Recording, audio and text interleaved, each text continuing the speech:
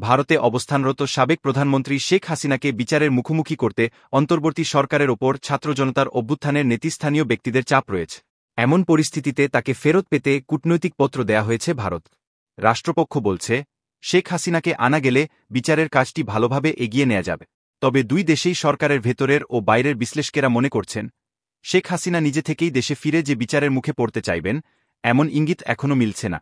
আইনি সব জটিলতা মিটিয়ে তাকে ফেরত আনা সফল করতে হলে কঠিন পথ পাড়ি দিতে হবে বাংলাদেশ সরকার। আর শেখ হাসিনাকে বাংলাদেশের কর্তৃপক্ষের হাতে তুলে দেওয়ার সিদ্ধান্ত নেয়া ভারতের জন্য মোটেও সহজ নয়। সব মিলিয়ে তাকে ফেরত এনে তার উপস্থিতিতে বিচার সম্পন্ন করা একটি জটিল, সময়সাপেক্ষ, এমনকি প্রায় অসম্ভব একটি ব্যাপার। শেখ হাসিনাকে ফেরতের বিষয়টিতে দুই দেশেই অভ্যন্তরীণ রাজনীতির যোগসূত্র রয়েছে। পাশাপাশি দ্বিপক্ষীয় সম্পর্ক, আঞ্চলিক স্থিতিশীলতা, এমনকি আন্তর্জাতিক রাজনৈতিক প্রাসঙ্গিকতা রয়েছে, এমনটি মনে করছেন বিশ্লেষকেরা। বাংলাদেশে নিযুক্ত ভারতের সাবেক হাইকমিশনার মহেশ সাজদেব বলেন, শেখ হাসিনার প্রত্যর্পণের জন্য দেয়া কূটনৈতিক পত্র সূচনামাত্র। তাকে ফেরত চেয়ে যে অনুরোধ করা হয়েছে, সে অনুরোধের বিরুদ্ধে তিনি চাইলে আদালতে যেতে পারে।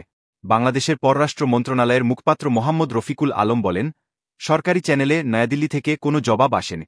বাংলাদেশ সরকার ভারতের প্রতিক্রিয়ার জন্য অপেক্ষা করবে। যদি নির্দিষ্ট সময়ের মধ্যে কোনো উত্তর না আসে, তাহলে বাংলাদেশ থেকে একটি অনুস্মারক চিঠি পাঠানো হবে। আন্তর্জাতিক অপরাধ আদালতের আইসিটি প্রধান প্রসিকিউটর মোহাম্মদ তাজুল ইসলাম বলেন, সরকার যদি শেখ হাসিনাকে ফেরত আনতে পারে, তাহলে বিচারটা আরও ভালোভাবে করা সম্ভব হবে।